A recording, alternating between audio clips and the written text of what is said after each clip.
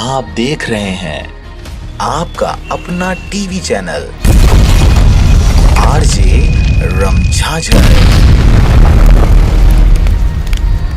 जज्बात के रंग भरोसा के संग।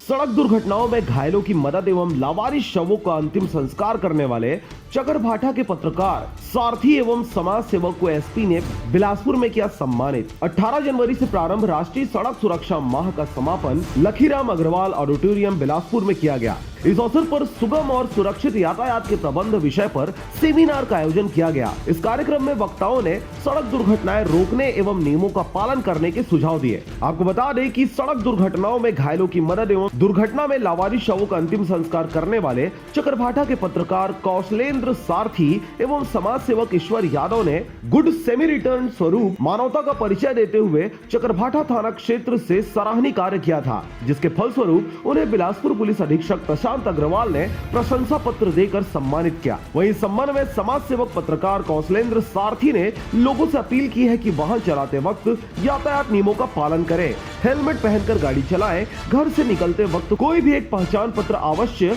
पैकेट में लेकर निकले। इसके साथ ही मोबाइल में स्क्रीन लॉक न रखें, इससे दुर्घटना में घायल या मृत व्यक्ति की पहचान करने में आसानी होती है। इसके साथ ही अत्यधिक तेज व शराब पीकर वाहन न चलाएं। छोटे बच्चों को कदापि वाहन चलाने न दे। बिलासपुर समीत पाटले के साथ मनहाट बंजारे की रिपोर्ट, आरजे रमझाझर।